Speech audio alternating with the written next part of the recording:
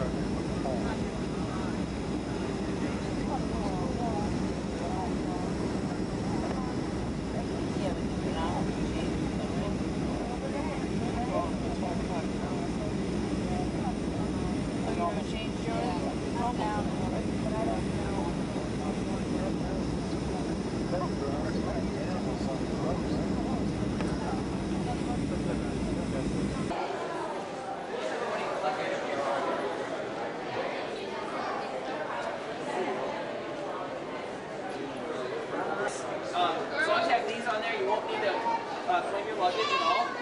What happens is we give a manifest every morning to Chuck. He's a luggage crew for Anchorage.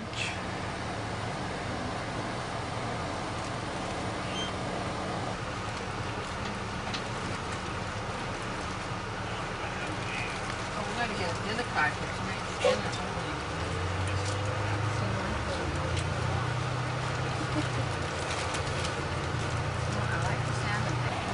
For my turn time.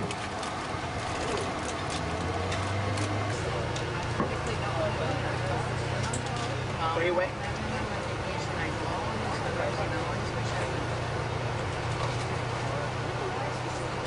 The older trees are what we call moose food. That's what they usually munch on. They really like those.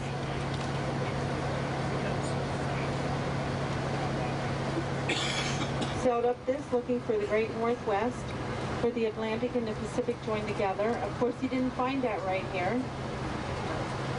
But being the good Englishman that he was asked to chart all the waters over here, so he did do that. And as the tide flows in and flows out, while he was charting this water, when the tide's out, it actually looks like a little river winding through. And he kept telling his helmsman, no, this isn't right, turn again. No, this isn't right, turn again. So he named this the Turnagain Arm, or the Turnagain River. It was later renamed as the Turnagain Arm. This is Potter's Marsh. This is a wildlife bird refuge. There's usually about, around 1,000 different species of birds that fly into this every summer. The only problem that is within the last week and a half to 2 weeks, the birds, I think, all flew south. They knew it was turning into autumn, and it was time to head south to warmer weather. This is an area where but they refurbished this one. There is an engine, a train engine on the other side of it. If you look back over your right shoulder, you'll be able to see some red blades that are in there. This is the engine they used to blow the snow off the railroad track as they were heading on down the line. You see a lot of what the mudflats are here. This is salt water that is on your right. Most of all the water that you will be seeing on your left will be fresh water. Of course, we're not down to that area yet. But this water, this body of water right here is about 32 degrees. It does not warm up, and it does not freeze. Salt water will freeze at about 28 degrees. Sandy trash. And you can be walking in some areas and be fine. In other areas, your feet will slip in, and if you don't get them out, you're not going to. Well, that's what happened to this young lady. She slipped in, and they couldn't get her out. They called 911. They worked for hours trying to get her out. Well, the paramedic fireman that showed up, first one on the scene, stayed with her from the time he got there. Which way the water is going now. But it is glorified butterfly net with a long pole on it. And you dip them up and put them in. They're looking up there. We do have doll sheep on the left. And on our right, this is beluga point. We do have beluga whales that come in here. They come in feeding on the salmon and the hooligan. The beluga whales are actually white, so if you look out there and you see something that doesn't quite look like a white cap, it might be beluga whales coming through. They were here about 2 weeks ago, and they will make the circuit back through again. But anyhow, they also, because they're so oily after they're dried, if you light them, they will burn for about 2 hours. And we'll bypass Portage, but we'll all be going down through that area. These were all little old gold mining towns. They didn't mine gold, they mined ore. And they would bring the ore out and put it onto railroad cars and send it on into Anchorage. That's soon on.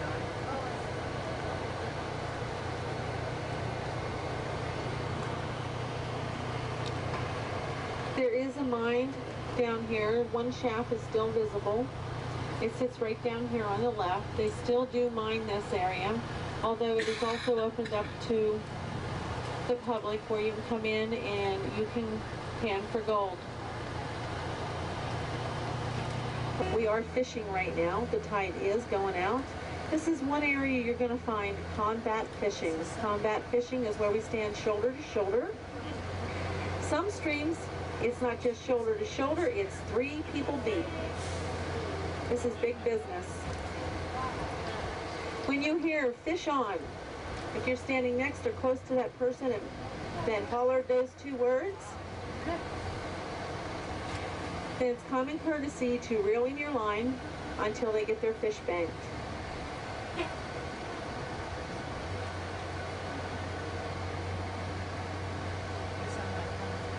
But the Iditarod,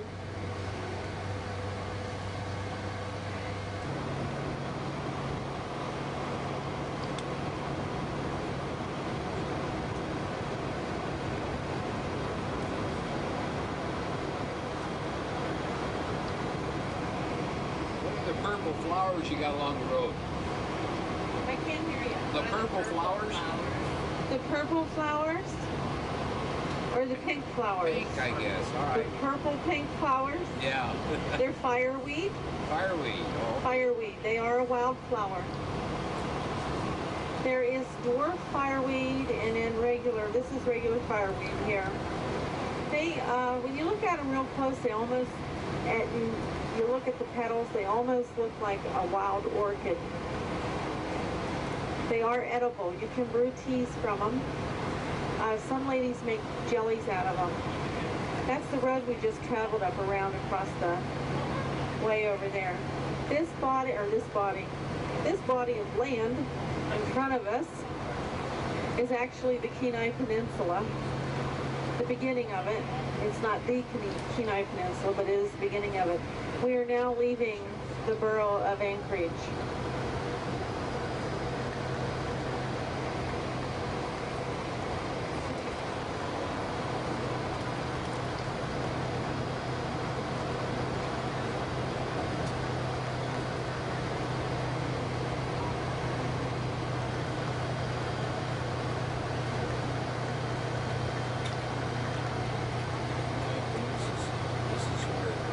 Now as we head on up through here, this highway, this has been voted the highway or the byways. This is one of the top 10 highways for scenic view and for wildlife in the United States. Now this is the Kenai Mountain Range on your right, and this is the Chugach Mountain Range on your left. And we're going to follow both of them right down into Seward.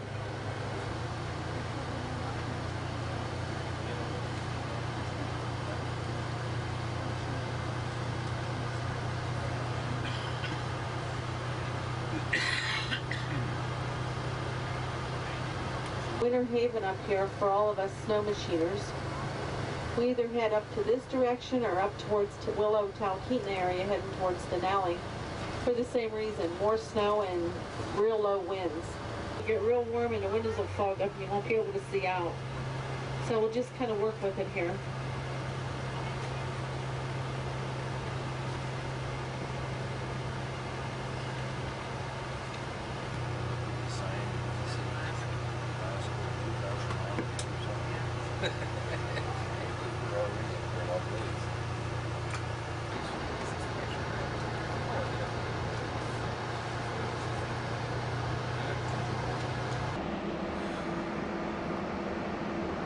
Leaving the port of Seward, it's 10 p.m. Anchorage time. Sun is still out, and we're setting sail.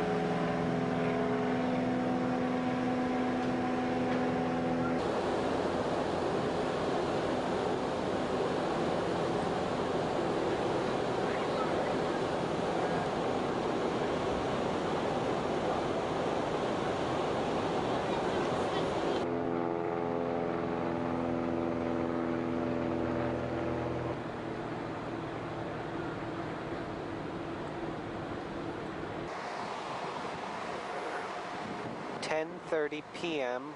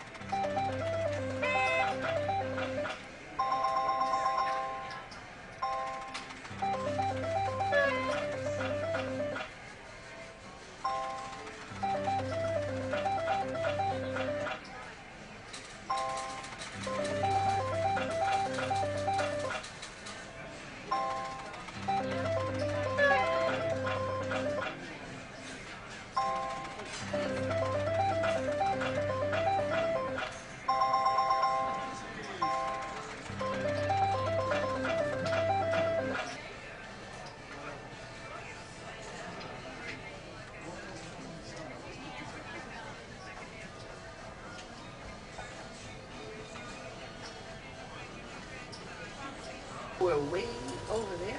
Way out there. They were on the horizon. They were going along the horizon, and then they came in. Wonder if they could come any closer. That's close. That's what I'm saying. Here we are in Glacier Bay. And it's Tuesday, August 8th. Right?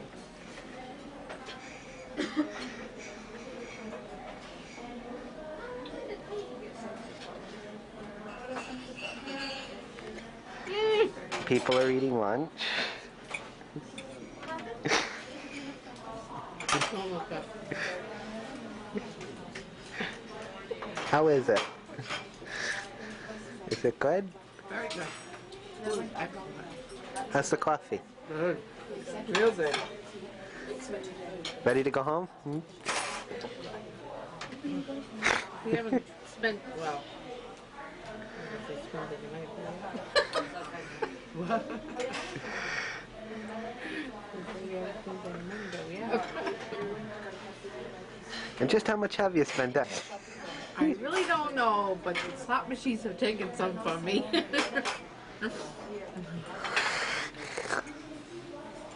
2 days.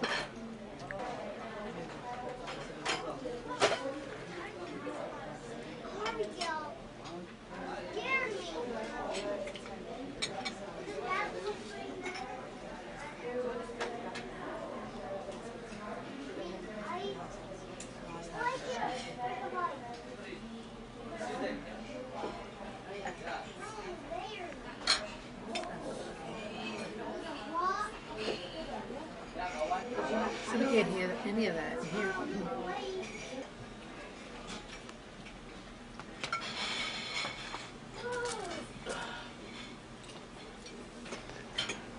And what do you want on it? Why didn't you say that? More coffee. Dan, do you want more coffee? Yeah.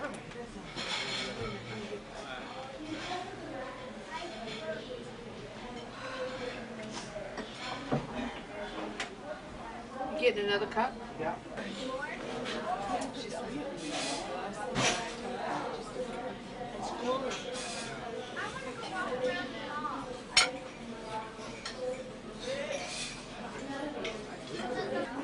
I don't know which one I like though. There could be ones upstairs? We're inside of Glacier Bay. It's about 60 degrees and it's raining.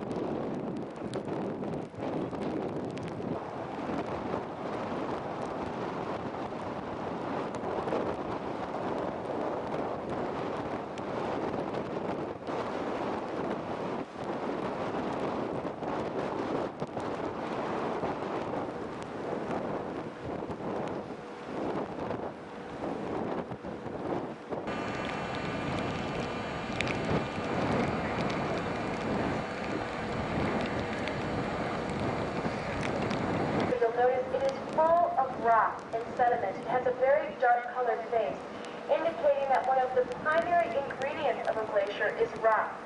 As these glaciers move down slope with gravity, They push rocks in front of themselves, gather rocks at their front. And that collection of sediment at the front of a glacier is called a terminal moraine. Well, for a tidewater glacier that flows into the ocean, the terminal moraine is an essential part of the glacier, for that terminal moraine serves as a shield or barrier from the salt water. It allows the glacier to have the ice face insulated by rock and to press out into the ocean and to combat the very detrimental forces of the salt water. Salt water is incredibly detrimental to ice, but that rock face, that terminal moraine at the front of a glacier, serves to protect the ice from the sea. Well, what we think happened to the Grand Pacific Glacier just 200 years ago, we think that glacier came all the way down and filled Glacier Bay, came to the mouth of Glacier Bay, and then it encountered an underwater cliff. When it reached that underwater cliff, the terminal moraine flipped over the edge and was lost. We also think that powerful ocean currents out in Icy Strait may have helped to sweep that glacier's face clean. There could have also been an earthquake that could have provoked that glacier to lose its shield of rock.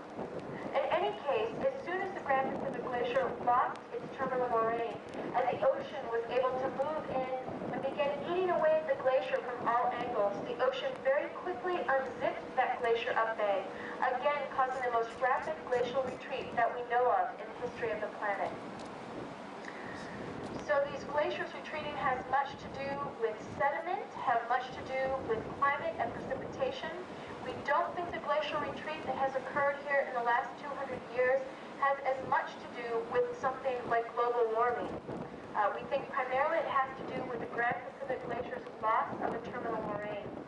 However, there is increasing evidence that global warming is affecting ice sheets and glaciers worldwide. We're not sure how that will play out. It is yet to be seen. So we are continuing, I think, to learn more about climate and global warming as time goes on. Plan on getting there and then for a day or so and taking the trip. Oh, I didn't know that.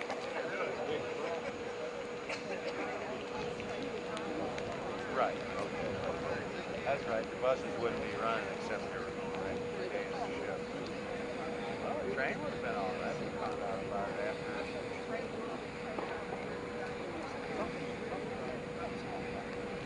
While they're back.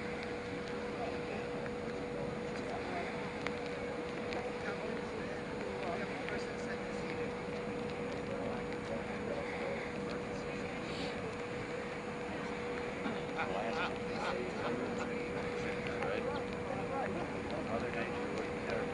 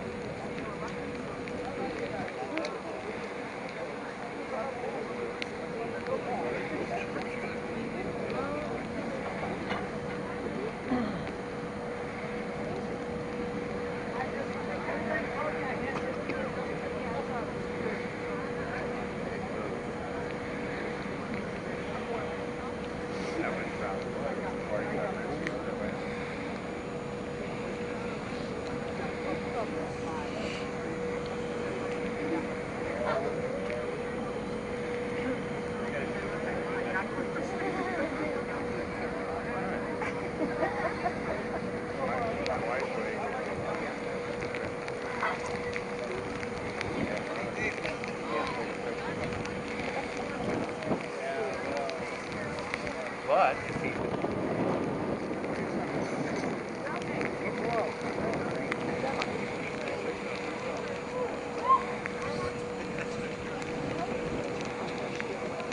yeah, I haven't seen it.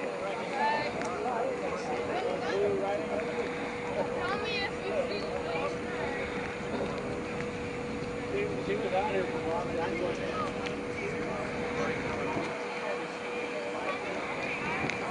You know, I was just going to say, there's no birds. And here he comes. Maybe he'll go get a fish. Let's see if he's diving down.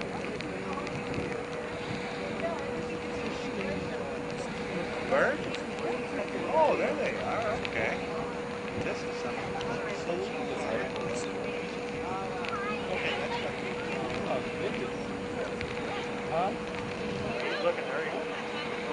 Look at this.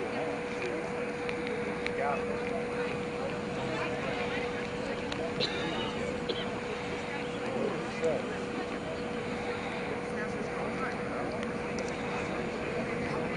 I was looking that way.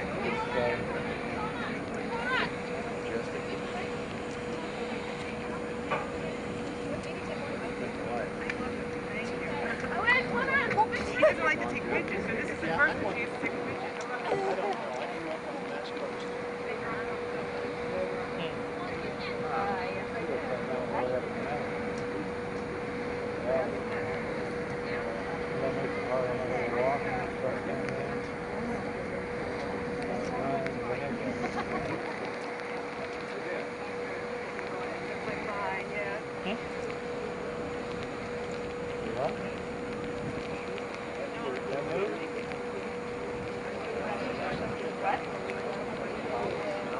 Yeah, I'm waiting for something to move, and it never does. It just looks like a big black crow or something.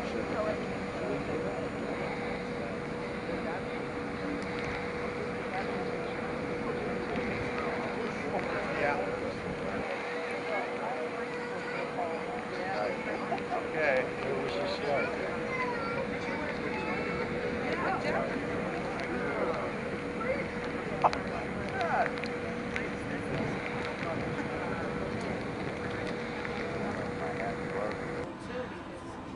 It's not lying.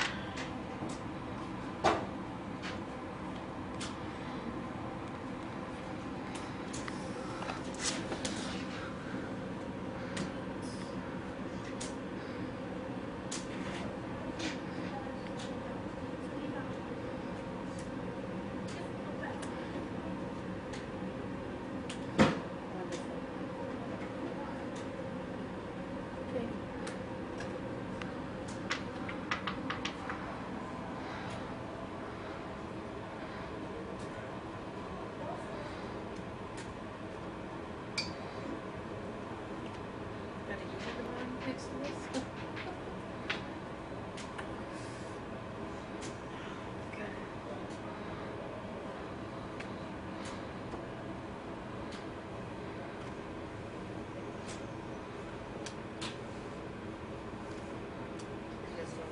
And while life is passing them by, they're playing a card game. They came 3,200 miles away from home to play a card game. Why? Nothing's open right now. Everything's out. Life is closed, passing you by.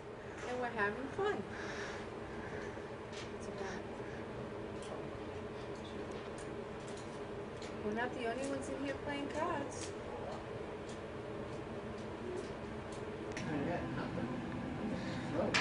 It's good and wet. I had my umbrella.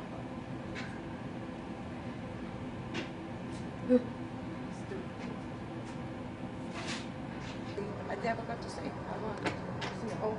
Well, yeah. I mean, we were waiting for that. We sat in the window waiting for it for the longest time. And my next best thing, I wanted to see a beer, a polar bear. Yeah? I didn't see any. We were looking. We were in the window. We were sitting there in the window for the longest time.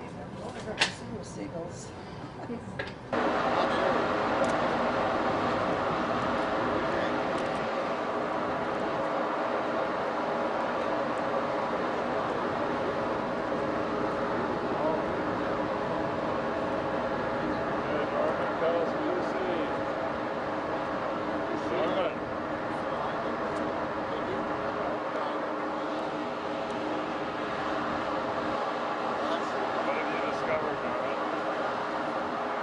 Some kayakers right over here that are headed out to that camp. You see the 4 tents on the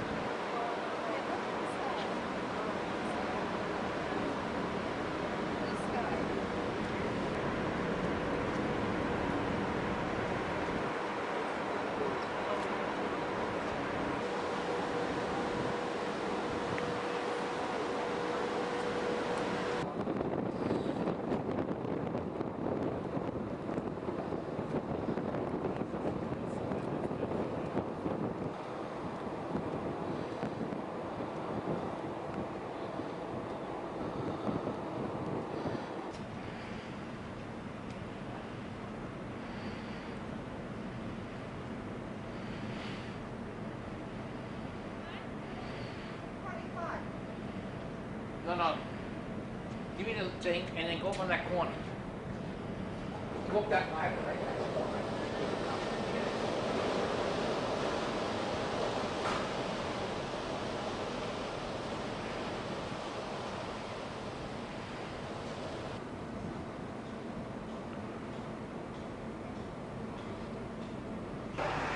Right now we're in the town of Sitka, the first stop on our cruise. And it's a bright, sunny, shiny day. One of only about 70 sunny days that they have here, because this is a very rainy place. But right now it's very sunny, in the 60s. We've just done a big shopping trip. And the 2 senior citizens are pooped out. For the purpose of this video, they've gotten out of their wheelchairs, given up their walkers, Debbie's gonna die if he doesn't and left their canes inside the bus. They're going to wing it. They're going to try to walk all by themselves. And when you go back to the ship by ourselves.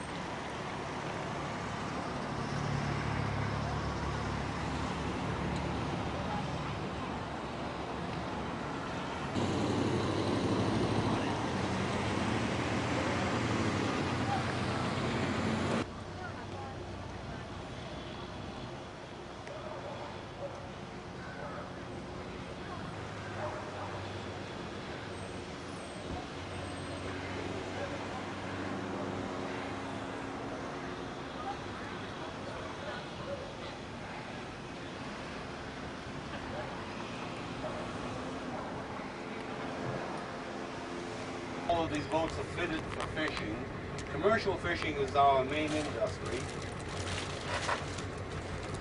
I guess that way we get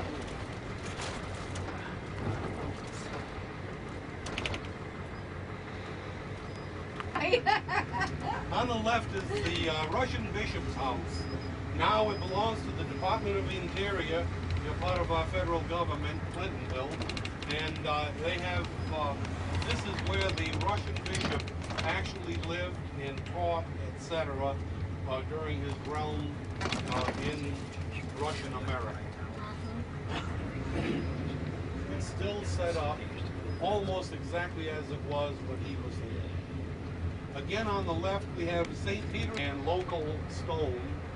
It was built in 1898. Yeah, okay, and it's still on the left in all the brown buildings that you happen to see, who came up to Sitka to tend the Alaskan native.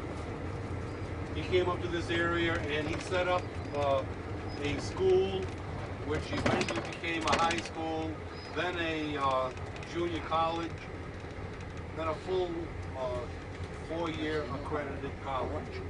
And right now it's still that with about 150 students. You see some green tubs on the right side. Yeah. Those are used in conjunction with what is taught in this building. Fish technocracy, and in this area they teach forest products. But they have an actual fish hatchery in there. And there's a natural stream coming out of one of the hillsides, and it's piped. It's a small stream, and it's piped into the building, and it's through containers on the inside of the building, then through these green containers, and it eventually aborts into the ocean or into the salt water. And as these fish mature from eggs on into smolts looking like fish, they'll leave and enter the salt water on their trip out to grow up, and they'll return to that water. They're looking to swim back up that stream. Of course they can't because it's all piped in. And you'll see them over here. They're starting to come back. Oh, there's thousands of them. Why don't we come back Now, to are the they same water? salmon? This is their way they come back for breeding. Are they salmon? They're salmon, yes. Jump over. You can see the Wow. water spewing out of the rocks there. Wow, on the pipe. look at 'em. That's a natural stream, and that's where they're coming back, where they want to swim upstream to breed. Wow. Now the end of this month, or the first week in September, around that neighborhood, the students who are involved with the fish technocracy will come down here and collect a certain amount of those fish, male and female, to get enough product for next year's crop. And they'll go through blending all of this together to get the crop ready and get it into the hatching and rearing pens. And then as they're old enough to leave, they will automatically just swim right out and then out to sea. So you see all of them jumping out there.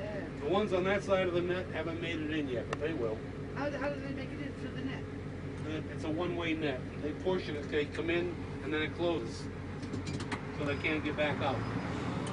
Unless they inadvertently jump over the Oh, float. so that's how they jump over it? That's how they can get out. They 12 pounds each. Wow.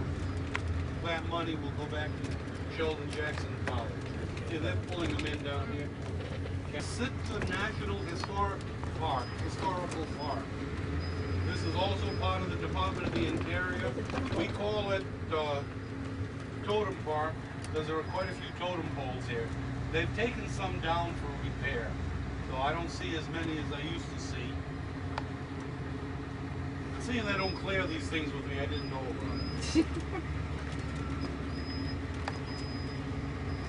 But they started bringing these totem poles in here during Teddy Roosevelt's administration.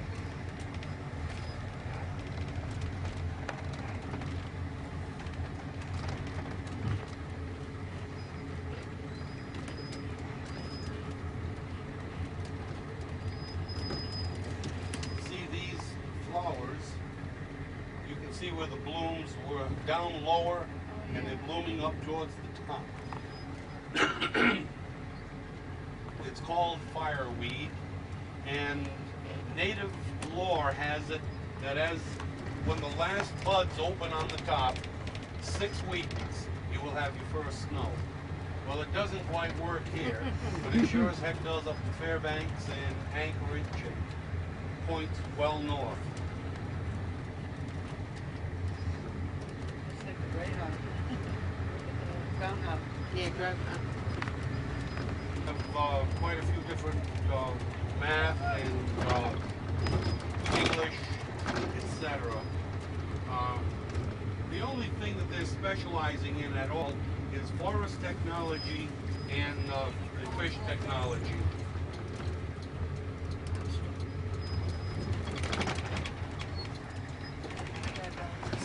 This is Jeff Davis Street. Jeff Davis was a general officer in the Army of the United States, and he was the federal officer who received Alaska from the Russians on the 18th day of October 1867 when it was transferred to the United States.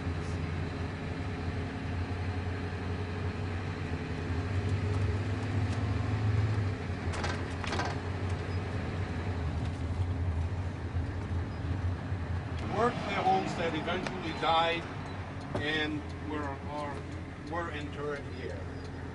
It's still an active cemetery, and there's over 25 interments per year. I'm retired military, I'm looking at it.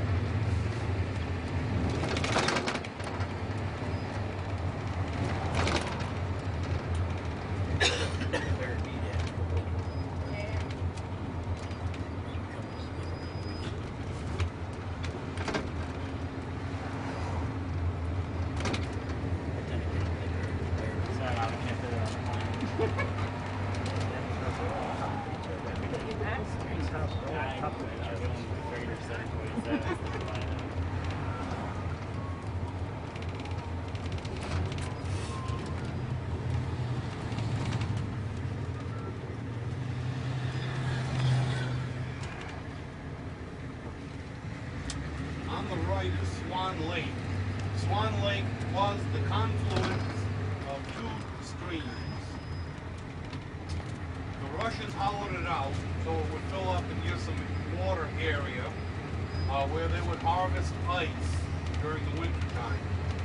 The ice was packed in sawdust aboard ships and shipped down to San Francisco, where the Russians had another colony. The ice was sold in San Francisco, and that supplied money for the Russian colony all the way back to here and then back to Moscow. Prior to getting ice from here, the ice was shipped in from Boston area and brought over the entire country.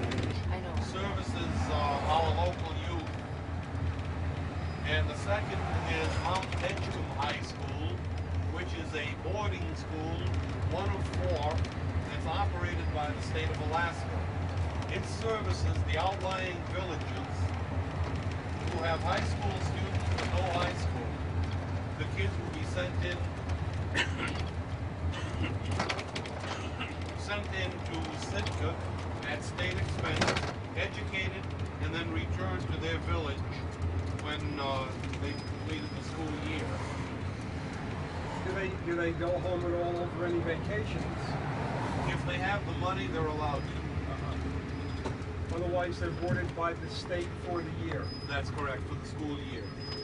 On the right, you see another small boat harbor. It is by far the largest one we have.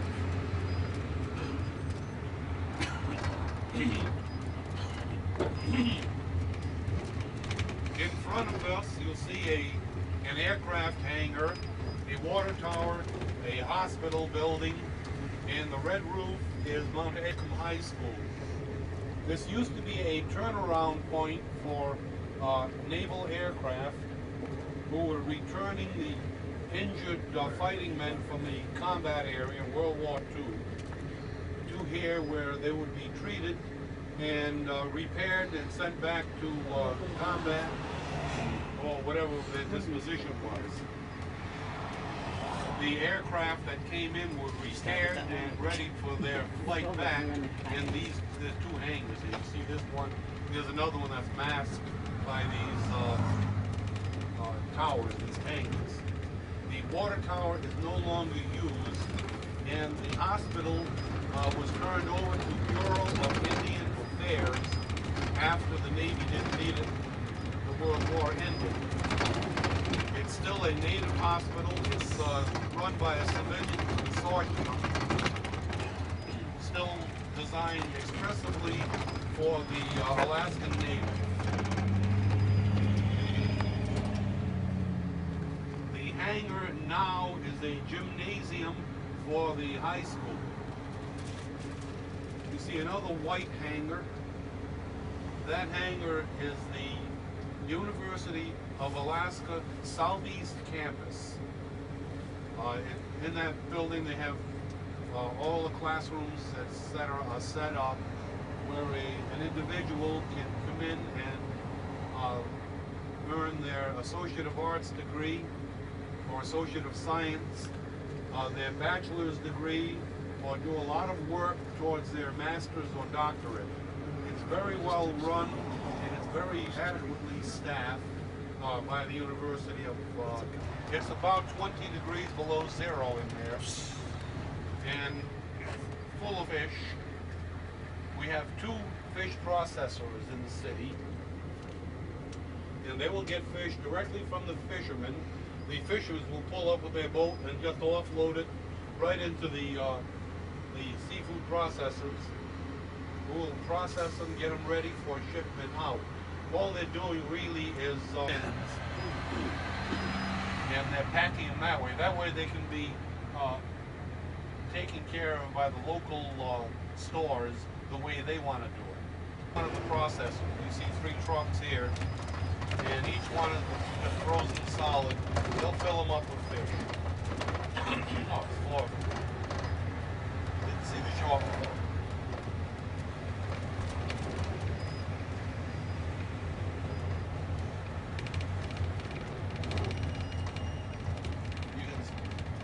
side of the dormitory buildings.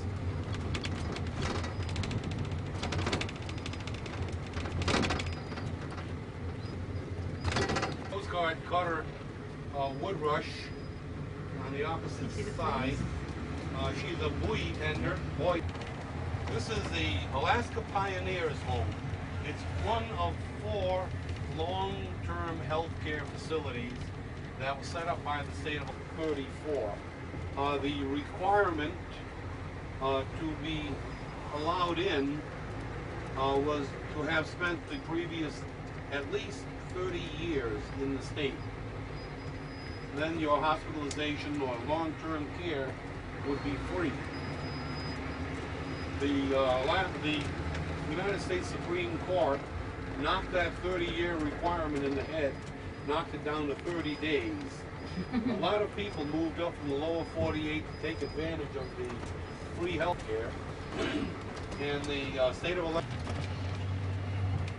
Here we are under the bridge. Going back to your ship.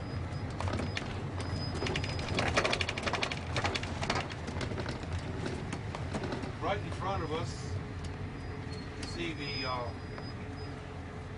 Castle Hill. That's where the transfer of Lori on the day of transfer. So you've learned a little bit of Sitka history. Thank you. Thank you very much.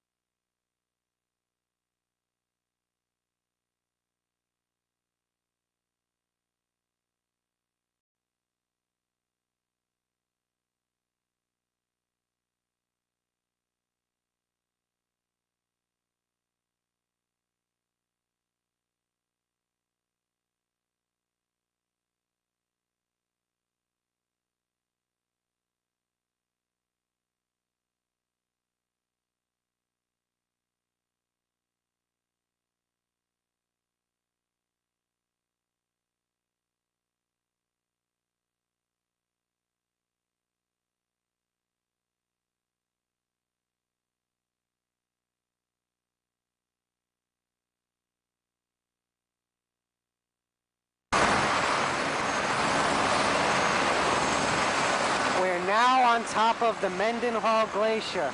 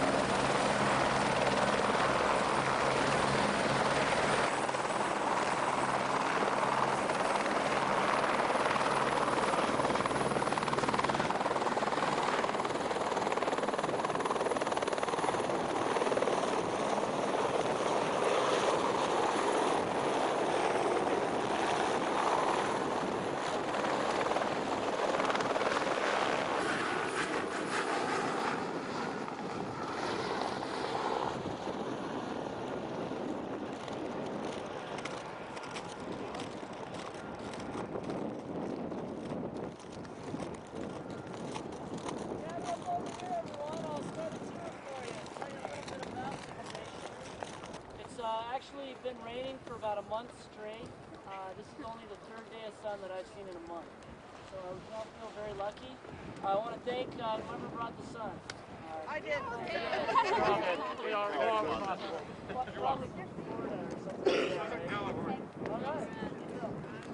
Alright, well anyway, I want to welcome everyone to the Mendenhall Glacier here. My name is Ryan, I'll be your guide for today. From up here you just get a really good panorama view all the way around. Right back up this way is another glacier of such a steep cliff that gravity is constantly pulling huge chunks off of it. It's already happened a couple times today where we've had avalanches come off of there. You can see some of the debris at the bottom there where it's come down. Best thing I can tell you, if you hear anything that sounds like thunder, look up towards Suicide and you might catch a glimpse of an avalanche. You know, we can never predict when it has banned and it'll start to break. So yeah, that's pretty exciting when that happens. That waterfall that you see in the distance over there coming out of the bottom of the glacier, you can see where it originates on the top left-hand side of that glacier. It's actually, all that is meltwater. These glaciers are in a constant state of melt, and there's 100,000 gallons of meltwater coming off of that glacier every minute. It's a lot of water. Good question. Where does that waterfall go? Well, it travels down into the ice. It's actually boring a hole down into the ice 400 feet deep. It'll travel 400 feet down to where it's below the ice. It'll travel below the ice 4 miles out to Mendenhall Lake.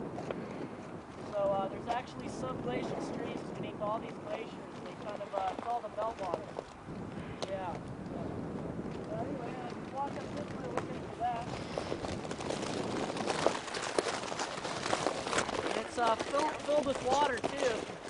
The water up here is at a temperature of 32.8 degrees Fahrenheit. It's as cold.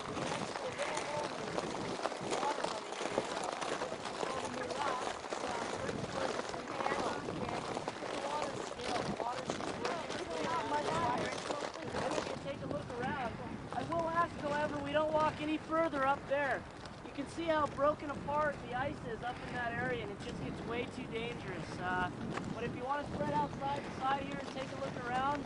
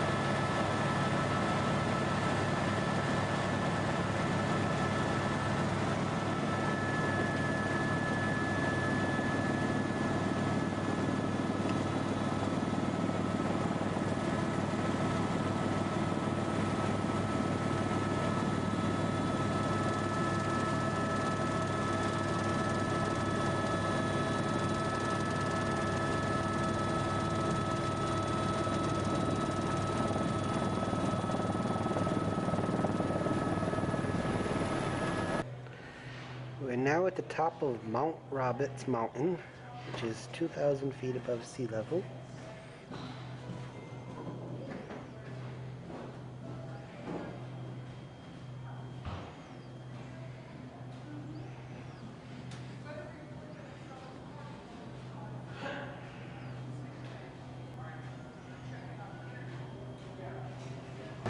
So it's an unusual airport parking lot because parking is free. But then you have to pay $2.50 to get on the ferry to get across to the airport. Kind of a catch there. There's only one airline that comes into Ketchikan, Alaska Air, unfortunately. And Ketchikan. it is a municipal airport though. And it's an international airport because every once in a while we'll have a flight in from Canada. That's international. This used to be the city dump, actually, and they landfilled it in. And when they landfilled it, there are a lot of bears on the island, black bears. And the black bears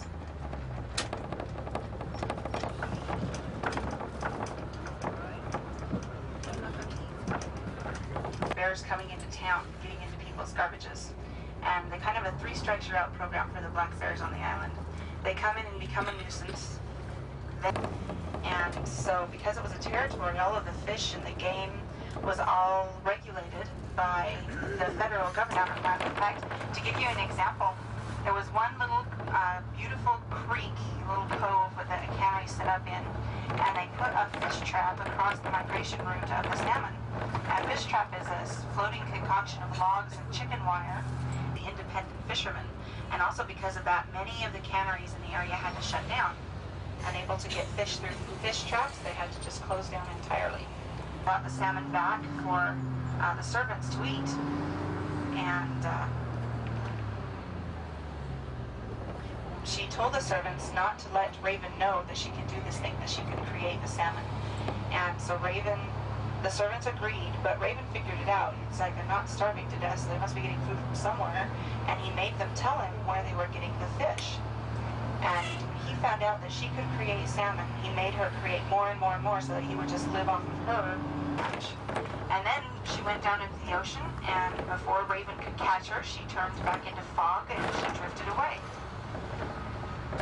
And that's why the salmon...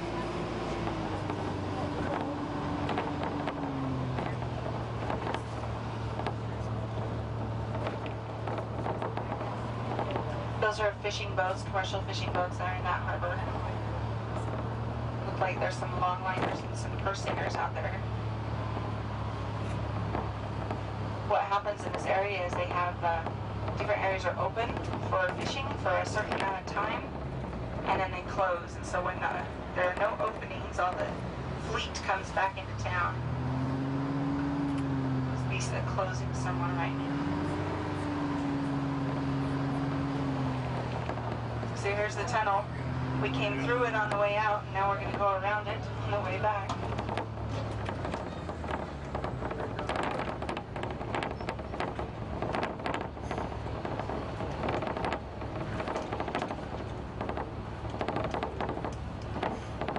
Here's the totemic eagle, again, from this direction. Locals call it Eagle Moon.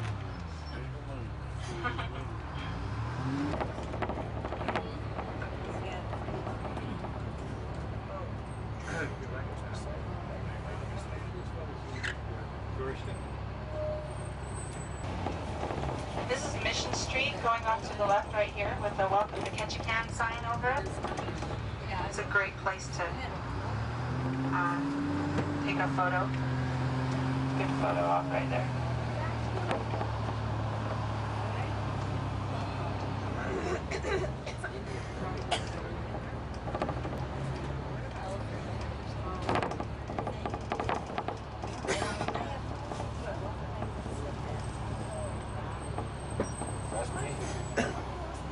Right. It's the Chief Cayenne Tomato right here on the corner to be level.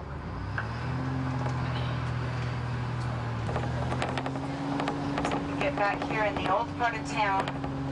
This was the oldest section of Ketchikan.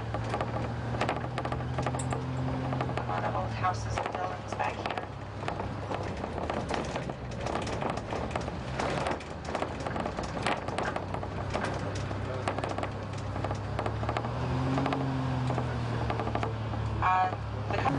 the ballparks, you notice it's gravel. It's set up for football right now, but they have it also for softball, baseball. They take their ball playing very seriously. The reason it's not grass is because since it's level ground, grass is very difficult to maintain. It gets real swampy easily when it's level like that, so the gravel drains better. And we never stop games for rain, because if we did that, we'd never have games. So this is the city park on the right, and I am going to park right here.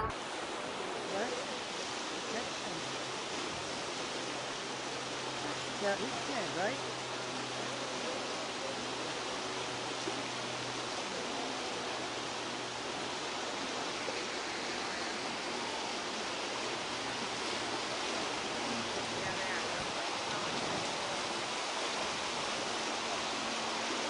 Just come here to die. That's horrible.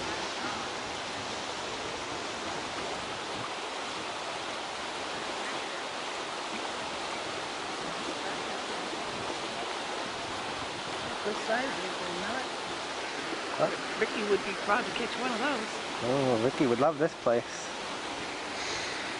Ketchikan is the salmon capital of Alaska. More salmon here than anywhere else. Lay down. Is that it? They're fighting now. Well, these two fighting.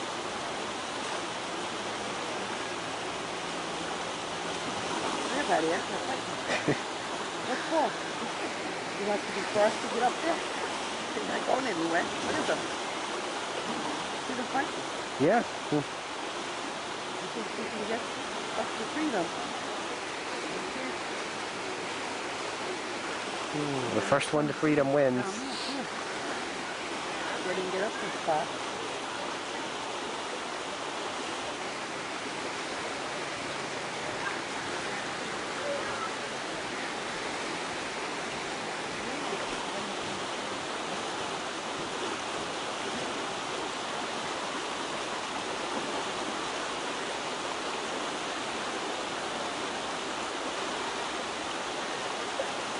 Are these the female or what?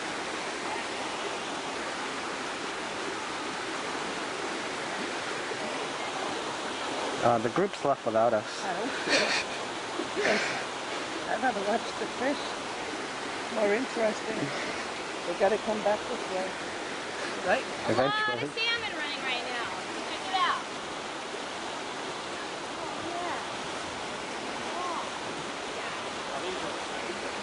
These two don't want to give up fighting.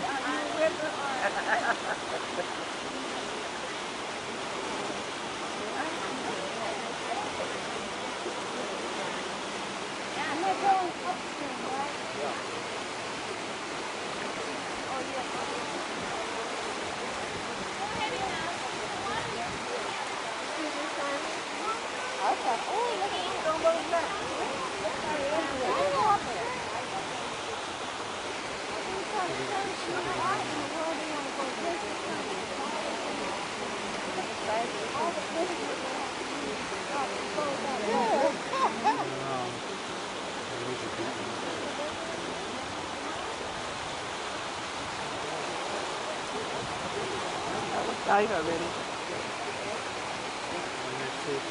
One.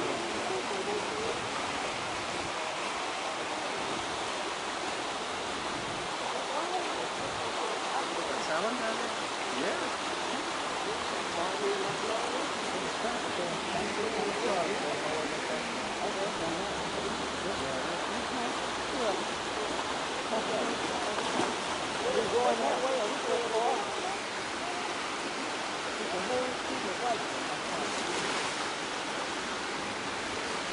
It's a shame to have him trapped like this.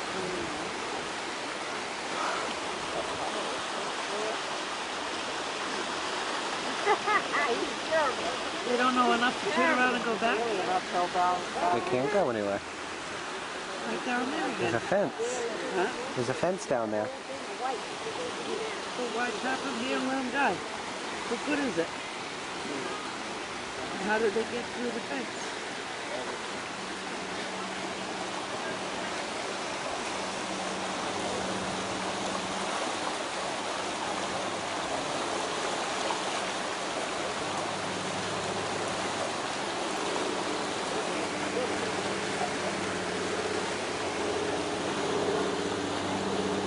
go out in the open for a small breathing space.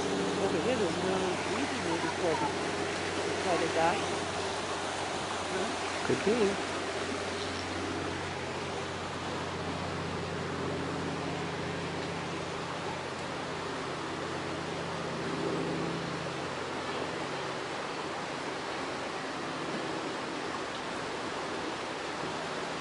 Sawyer's ready. 1, 2, go. And all man, this is work. Let me tell you.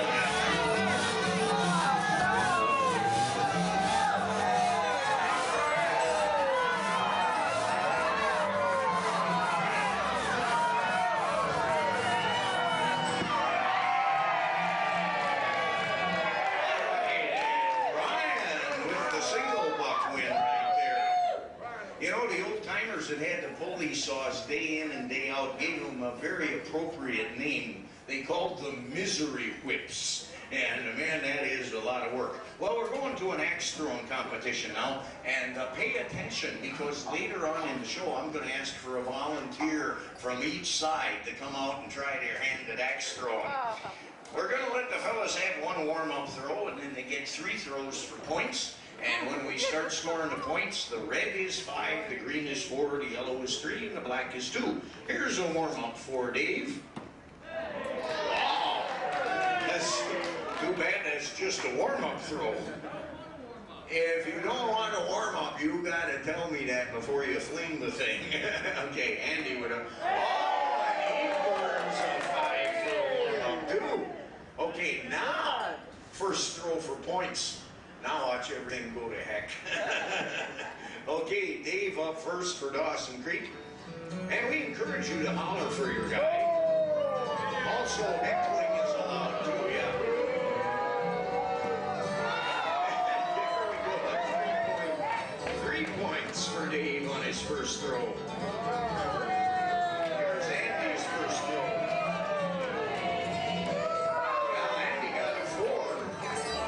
All right, Dave up, second throw.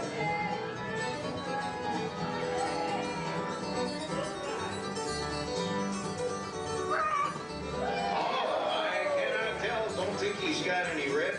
Pretty close, but that is a 4. Okay, Andy's second throw.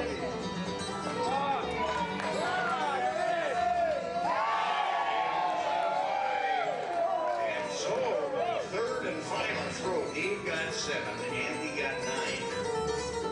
Final throw.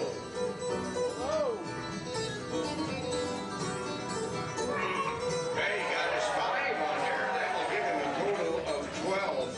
Which means that if Andy can cut some green, he's going to win it. All he's got to do is cut a little green. And he's got it, so Andy wins it for Spruce Mill. Well, you know, here in the islands, things went along kind of smooth and mellow, you know, in the late 1800s until 1897. What happened in 1897 in Alaska? All of a sudden, we needed a lot more wood than the hand loggers could give us. And so we started building these big logging camps that would house 75, 100, 150 men. Now, you folks have seen these islands. You know that basically they're the tops of mountains. They drop right down into the ocean. There ain't no level ground. Where are we going to build a logging camp to put 150 men? Dolly. Even dollies couldn't handle 150 lumberjacks. So, what about what? Yeah, they could probably handle 4 of them. But anyway, where are you going to build a logging camp if you ain't got no ground to put it on? You're going to put her in the water, exactly. Find a sheltered cove and build these huge floats. And on top of these floats, you put the whole logging camp, the bunk houses, the cook houses, the blacksmith shop, the clerk's offices. Everything floats. Now, the fellas were working with the 2-man crosscut saws. Now, again, the boys are allowed to bury the teeth of the saw into the wood, but this is not only to set their cut, but this is also for safety's sake. These are the most dangerous tools that we use in lumberjack competition. Each one of those teeth is just like a little razor. Sawing for Dawson Creek, we got Dave and Casey. Hey-o! For Spruce Mill, Andy and Brian. And this event is called double bucking. Sawyer's ready. 1, 2, go.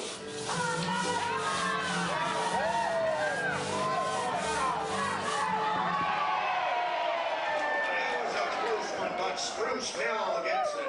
Right.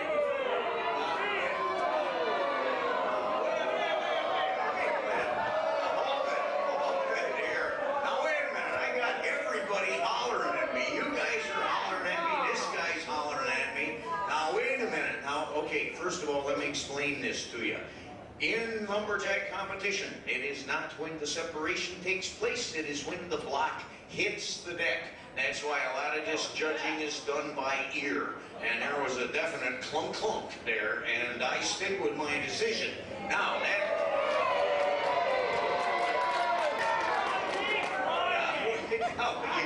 geez, Andy, now what were you hollering about? That's some of the worst sign I've ever seen in my life. Oh, geez, get out of here now. We don't need. All right, yeah, just, oh, man. What?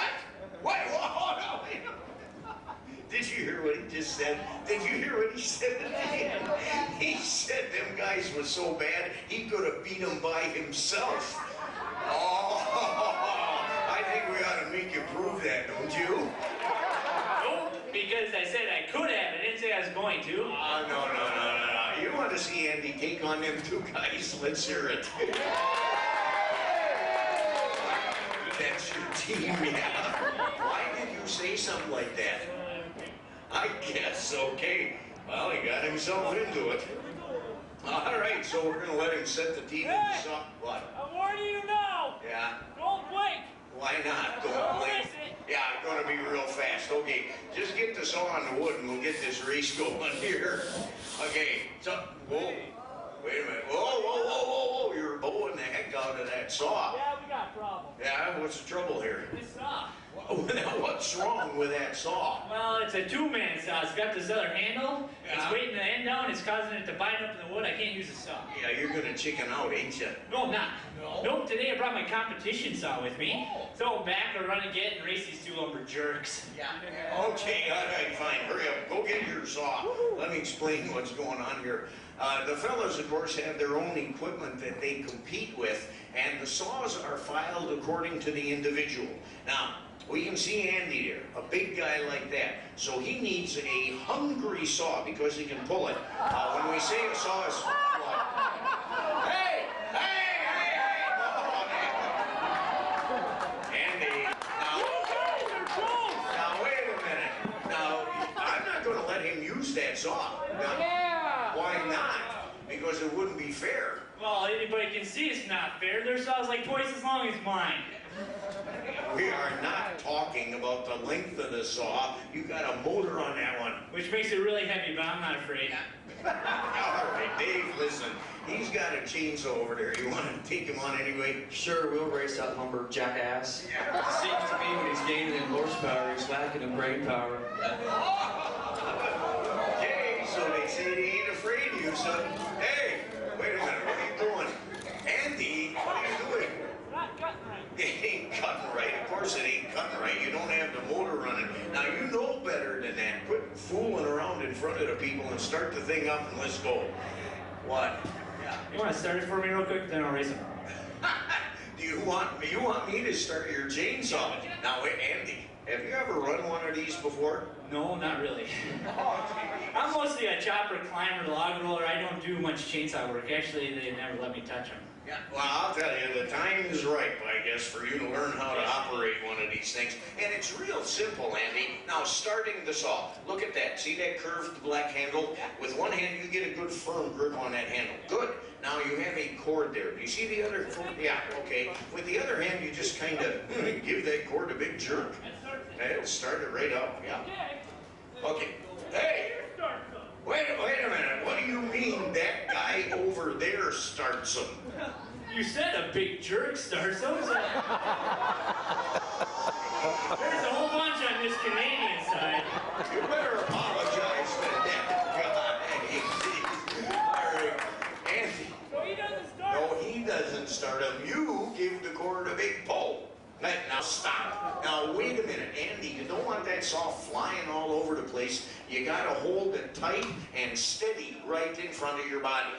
Yeah, don't let her move around like that. Yeah, get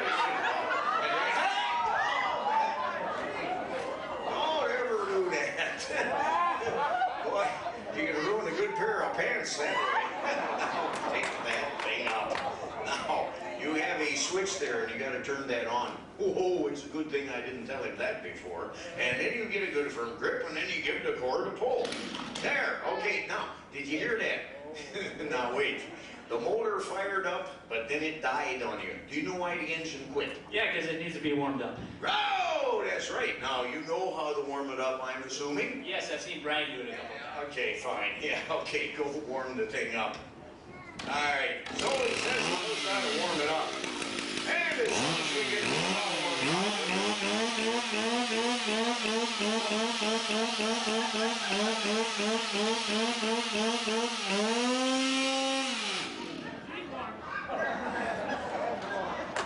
okay, it's warmed up and ready to go. Dawson Creek, you may set the teeth of your saw into the wood. And again, this is for safety. Them teeth are just like little reeds.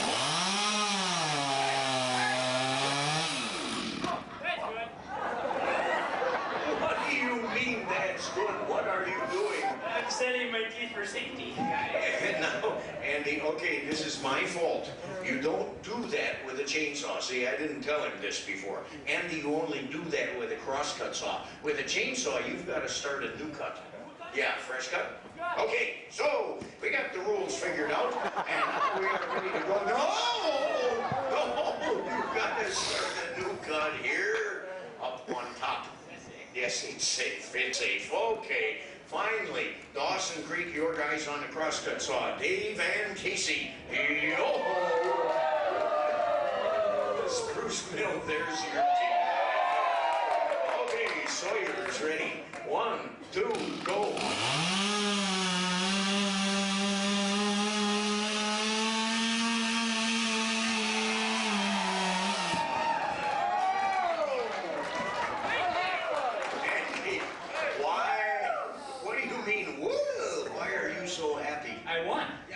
What makes you think you won? Well, I had a great cut going, and I got it done, and everybody was clapping and cheering for me. I look over there, those guys are just standing there like chicken dough.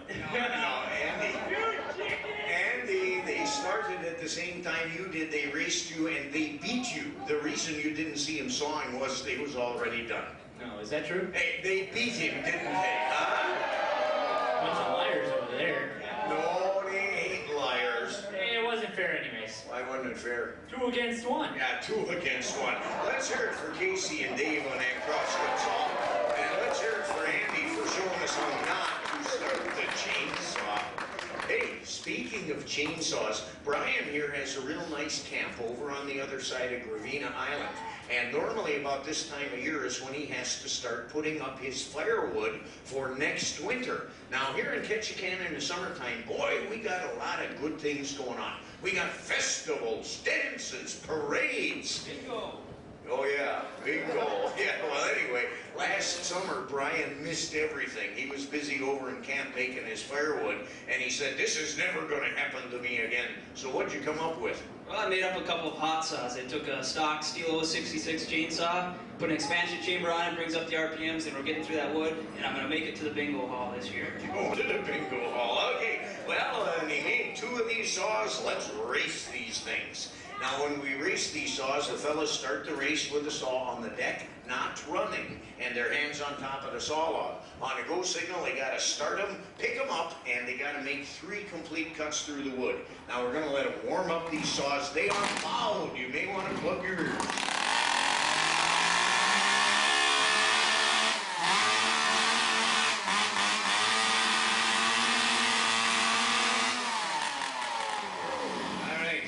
Warmed up and they put them on the deck where they can grab them in a hurry. We got Casey for Dawson Creek, Brian for Spruce Mill, and remember they got to pull off 3 cookies. Okay guys, hands on top, here we go. Sawyer is ready. 1, 2, go.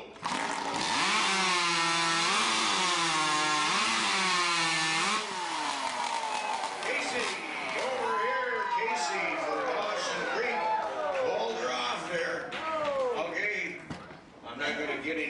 from you guys, am I?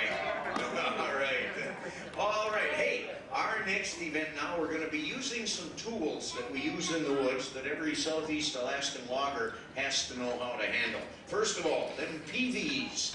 And these are general all-purpose timber handling tools. We use them to move logs on the ground, up on log decks, on the water. The second tool, and you might not think of it as a tool, it's this notched log. That is called a bunk, and we use these bunks to keep the big timbers from rolling on us. The third tool is a chainsaw. Well, everybody knows what a chainsaw is. And the fourth tool are them cables over there. Those are choker cables. We use these to get the wood out of the forest. One end is hooked on a big log, the other end is hooked on a hunk of machinery, and that's how we skid the timber out of woods. Now, there is a basic skill that all of these loggers here in the islands must perfect, and that is the balancing skills. Because these guys are working in really rugged terrain. A lot of times they're balancing on stuff. For instance, crossing a glacial stream on a tree. They got to balance on that tree. Limbing a tree. Sometimes these things are stretching across washouts, and that trunk of that tree is way off the ground, and they're standing right on the trunk of the thing, cutting the limbs off. And I have seen it where a third of that tree is hanging over a 100-foot cliff, and the guy's got to be out balancing on that thing, cutting the limbs off. So we're going to warm up these saws, and then we'll get this race going.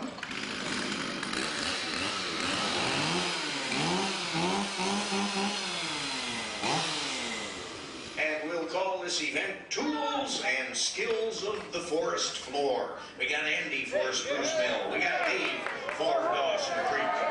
Competitors ready. 1, 2, go. Now they got to use that PV to bump the log. They can't use their hands. All right, very good. Now across the streams, across them trees, tag their partners. Partners running up them trees to start cutting the limbs. Down they come, and now they got to jump over that big hunk of western red cedar, grab the choker cable, bring it back to their partners. And here come the choker setters. They got to hook on them logs. They got to hook them up. Andy for Spruce Mill. These are out first and everything. All right. Good job. Now, you've seen them set the chokers or hook the chokers on the log. Now, what is this end of the choker cable hooked to? A lot of our logging here in the Southeast Islands is called high lead logging, where we have very heavy cables running up in the air. Now, in this heavy logging, the high lead logging, we use real heavy blocks, 400-pound blocks, you know, and 1.5-inch thick cable. I mean, chains, winches, and the guy that rigs all this stuff is called the hook tender. So what we're going to have here is a hook tender's race. Now, before we can rig the heavy gear, we got to run the light lines through here. The fellas are going to start out with a 60-pound snatch block in one hand, that's maybe over their shoulder. In the other hand, they're going to have a cable strap and one end of a hay wire. This is what we call real light cable.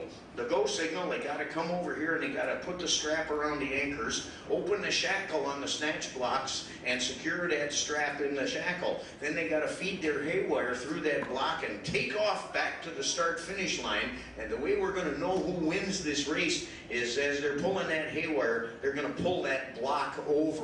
And so when that block falls over, we know who the winner is. Starting off for Spruce Mill, we got Andy, and for Dawson Creek, we got Casey.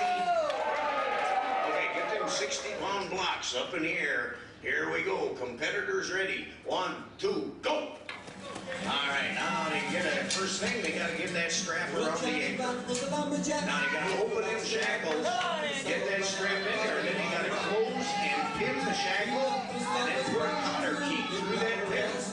All right, there's now Casey got his hay wire through there, and both these balls are over there, and he's still closing the shackle. Got to get back there with the hay wire, and he pulls his block over. Now, the one thing that the judge has to do is make sure these shackles are closed securely and that the cotter pins are through them. Okay, it's a legal race, and Casey is the winner. All right, we are now going back back to the single-bitted chopping axe. If you look over by the shacks there, you see them trees, and they got blocks of wood mounted on them, and they got some boards sticking out of the notches. The boards are called springboards, and one of the ways we use these springboards in the woods is when the fellas are cutting the big western red cedar. The trunk of that tree flares out into the root system, and the sawmills won't take that butt-end wood. So the fellas have to start cutting the tree where the trunk is a constant diameter, and depending upon the tree, that can be anywhere from 3 to 8, 9 feet off the ground. Now, if they got to make a high cut, this is how they get up there. They'll cut some pockets in the trunk of the tree, and then they'll stick the end of the springboard in that pocket. Brian's holding this board up there. See that thing on the end? That is called the shoe, because in the old-time logging camps, the blacksmiths would make these by welding 2 horseshoes together. On the end of the shoe is a lip. When Brian sticks that board in the notch and he puts down pressure on it, that lip locks into the top of the pocket. That's why the board stays there. Chopping for Spruce Mill, we got Brian. In for Dawson Creek, we got Dave. And here we go in the springboard chop. Choppers, ready? 1, 2, go. Now, not only is this an exercise in axemanship, but it's a good test of their balance, because them boards aren't even 8 inches wide. Brian over here, Dave over there.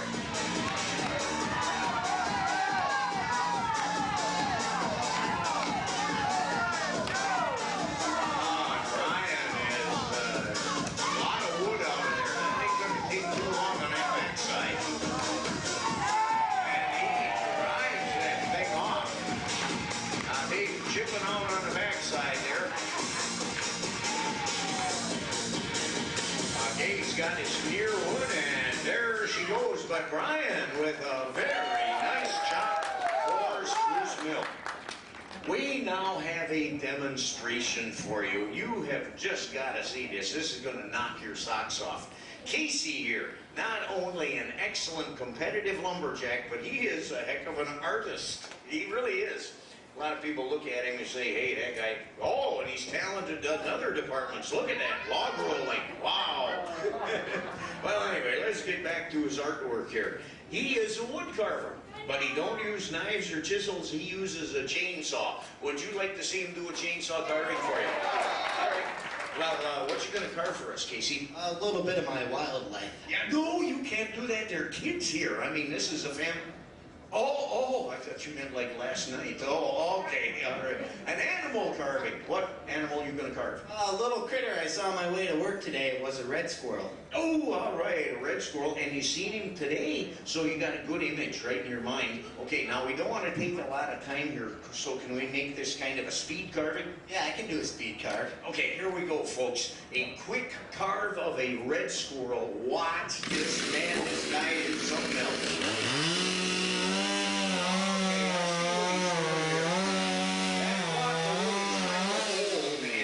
Is real dried out and cracked, and he wanted to get down into some green. No, wait a minute, no. Casey, you say thank you when you're done. Oh, I know I'm done. Thank you. Hey, wait a minute. You said you was going to carve a squirrel. I did. He's right here. Eyes, nose, tail, ears, and everything. That is not a squirrel, Casey. That doesn't look anything like a squirrel. Sure it does. Like I said, on my way to work today, right out on Tongass Avenue was a squirrel that looked just like this. Right. He looked just like that, eh? Yeah. What was he doing on the highway? He was sleeping. What makes you think that squirrel was sleeping? Well, I didn't know for sure, so I asked Dave. He's like a lumberjack genius. And he said they go out there to sleep because they suffer from insomnia. Yeah. Wait a minute. Squirrels suffer from insomnia, meaning they can't go to sleep normally, so they go out on the highway? I don't understand. Well, out there on the highway is the only place they're guaranteed to get tired. Yeah. Oh! Okay, you're done. That's it. Hey, get out of here. Go. Get off the stage.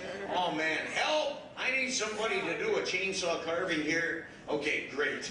Brian, did you hear that? Yeah, that was horrible. That was terrible, man. Now everybody is expecting to see some chainsaw artwork. Can you do a carving? Well, I can do better than that. Yeah, well, I certainly hope so. Well, what are you going to carve for us? Well, I'll carve a different little animal. What animal? Well, I don't want to give it away, but I can give the crowd a few clues and they can guess as I go. Oh, make a game out of it. Well, hey, I know this crowd is going to catch it right away because that is a smart-looking bunch. Well, at least this half looks smart. All right, give us the hits. All right, you gotta back me up here. It's got long floppy ears, short little bushy tail, hip-hop stone straight trail. Hides. Okay, all right, a bunny. Yeah, I think that guy got it. All right, so you're going to carve us a bunny rabbit. Here we go. Now, Brian, we want to impress these folks, so make this good, okay? All right, here we go. Carving of a bunny rabbit.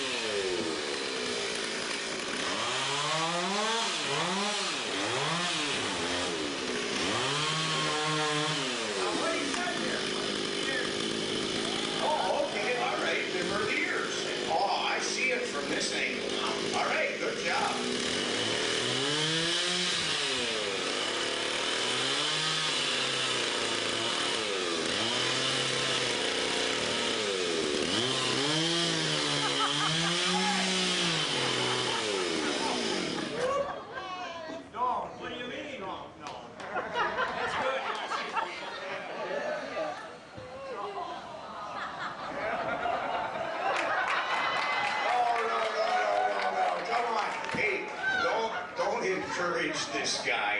Now look, I said we want to impress him with some good artwork, and you started out great with him ears, but then you just scribed in that face. Now Brian, you got to do some more carving on that rabbit. Here, grab your saw. Okay, I want you to fire up that chainsaw, and I want you to add some, I don't know, add some detail. Yep, you're right, I almost forgot. Forgot what? Detail, it goes in the back. You come around to the front and put in the whiskers, and then something new just for today, fluffy eyebrows. Eyebrows on a rabbit? Okay, fine. Go ahead, do whatever you gotta do. But make this good now. What's first? Detail. All right.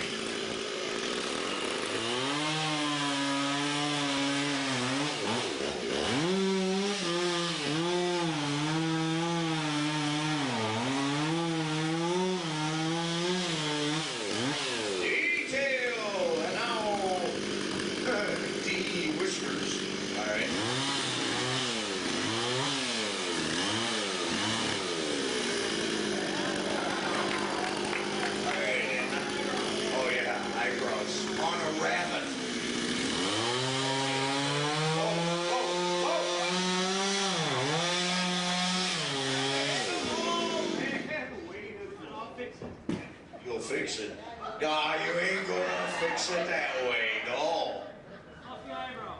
No, fluffy eyebrows, You cut the head off the rabbit, man. You decapitated him. Well, I don't know about that, but I sure did irritate him. I don't care what you call it. Man, you ruined the heck out of that carving. How could you do that? Oh, it wasn't my fault. Oh, whose fault was it? Yours. Mine? How is that my fault? I was doing that new eyebrow cut. You came in, you were yelling something at me, you were waving your arms, you even grabbed the block and you shook it. You saw him, didn't you? Yeah. It's all your fault, you made me do it. I made you cut the head off the rabbit? No, you just made me cut a hair too deep. All right, that's it. Give him a round of applause and get him out of here, too. Hey, don't overdo it. He murdered the carving. And I know that Brian's kind of embarrassed right about now. Listen, hey, Brian, don't worry about it. Look, pole climbing is coming up. Why don't you just sit down, relax, and watch the pole climb? Folks, I'm really sorry about that carve. You know, when you're working live, mistakes are going to happen. And, oh, wait, Brian, look at what you carved. Earless rabbit. No, talking about that thing. I am talking about that cute little thing you're sitting on. Hey, stand up and show it to the folks. Yeah, go ahead, show it to them. All right, that's it. No, not that. No, this. Look at that little chair. Hey, what are you going to do with that? Well, it's a little too small for me, so maybe I could find a little lumberjack or lumberjill out in the audience who wants to try it out, and then they can take it home as a souvenir. You think we could find somebody that wants that chair? You want it? Come on down, and you gotta sit in it for me. Okay, come on down here. Let's make sure that this thing fits you. All right, what's your name, by the way? Tommy. Where are you from, Tommy? California. Okay, well. All right, now can you wave to everybody? All right, wave to the mean people too. And this is part of their side too. Well, okay. You can wave to them if you want, I guess. No, give me 5. All right, one more thing. Are your parents here? Where are the parents at? You the mom? Should Tommy have the chair? Yes. Okay, that'll be $25. No, $25, no. Oh yeah, you're right. We're in Alaska. It should be 50. No, you're not going to get no money for that. Are you going to give Tommy that chair? Yeah, you want it? All right. Okay, so you are the proud owner of a lumberjack chair carved by Brian, the master chainsaw carver of Alaska. I hope you guys ain't taking an airplane home. That thing has got some heft to it. Okay, well folks, here comes our most spectacular event in lumberjack competition. I'm talking about the pole climb. Now, I mentioned before, a very common method of logging here in the southeast Alaska, high lead logging. And the first step in that is to pick a pole on the crest of a hill, a tree. Send the guy up there, he'll top that tree and cut the limbs off, and then the hook tender will rig the top of that tree with blocks, tackles, and cables, and we'll use that as a mast to skip timber out of the deep valleys. Now look to the top of them climbing trees. Those lines are 60 feet off the ground. On the go signal, the fellas gotta climb to those marks. They gotta throw their climbing rope so it hits the line, and then they have to race back down. So this is a two-way race, up and down the tree. Climbing for the Dawson Creek Logging Camp, we got Dave. Yo! For Spruce Mill, we got Andy.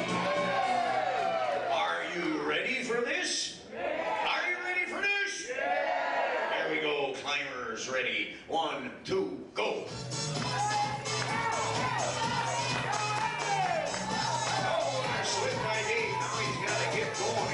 That's hard to get started up again. Andy is up there, man. He is. I'm coming down. Oh, man. Here's Dave on his way down. What a nice climb, though. Let's hear it for both of these guys. That's a real scary sport. And we are going to have another climb for you at the end of the show, so you're going to be able to see this again.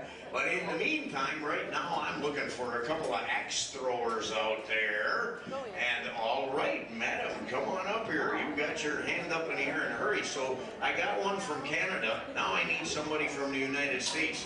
And we got, okay, come on up here. And we got 2 ladies. Now we got to fill out an official lumberjack scorecard here. So stand right here. Yeah, right over here. That's fine. I don't care which side, actually. And you can come right up on over here and talk to us. You're what, sir?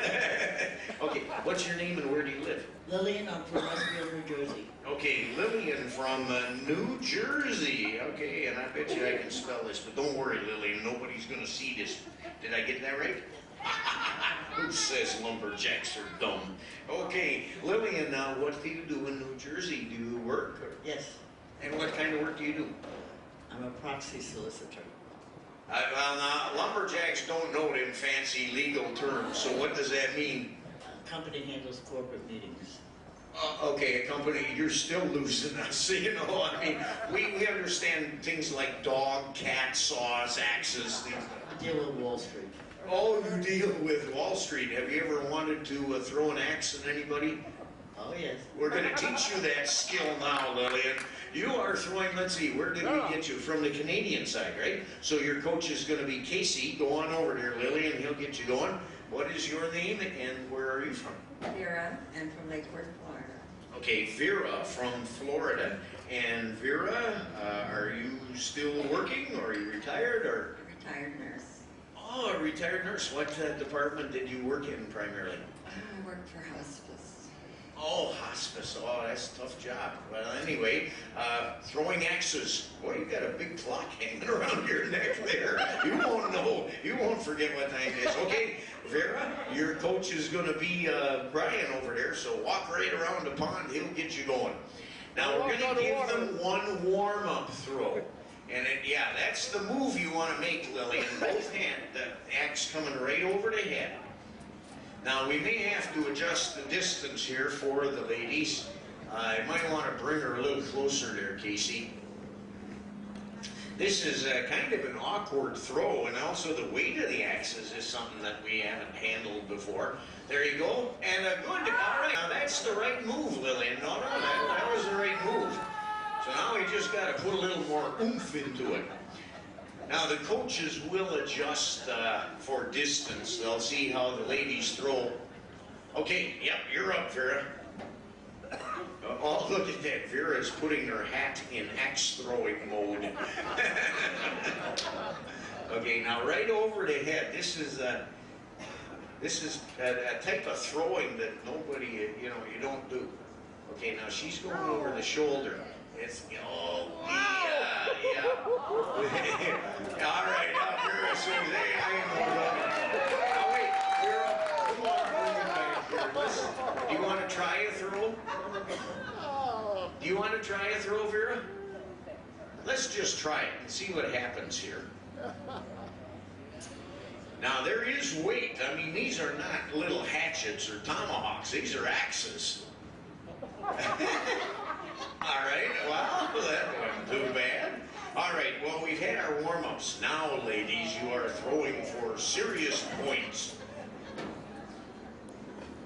Now, talking about the weight of the axes and that, basically our rules, the head of the axe must weigh 2.5 pounds. That's minimum weight.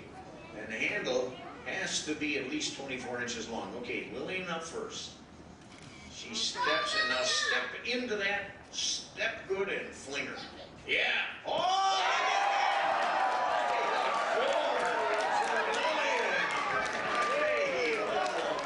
Good throw.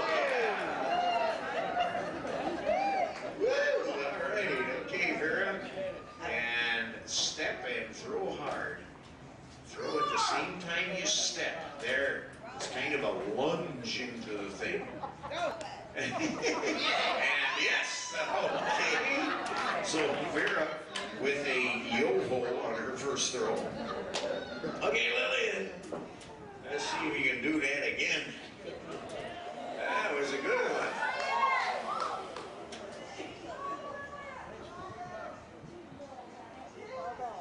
Alright, and she steps and throws a little wide of the target on that one.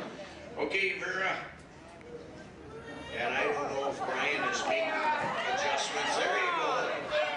Yeah, let's hear it for Vera. Let's give her some encouragement here.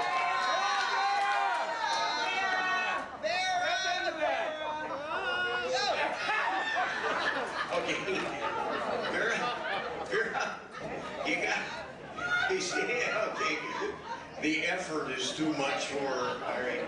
So, final throw. You only got to do this one more time, Vera. Okay, come on, Lillian. Let's go, girl. All right. She steps and throws. All right, but she's still got that 4-pointer there. Okay, Vera, one more throw. Come on, Vera, you can do it. Come on, Vera. Come on, Vera. Come on, girl. Follow through. Bring my hands. Follow through now. And she's looking at Brian. All right. Let's hear it for our lady axe throwers. Lillian, of course, is the winner. All right. And do you want your official scorecard, Lily? Complete without bringing out this next group one more time for you. Please welcome back to the stage one more time the cast of the Statendam.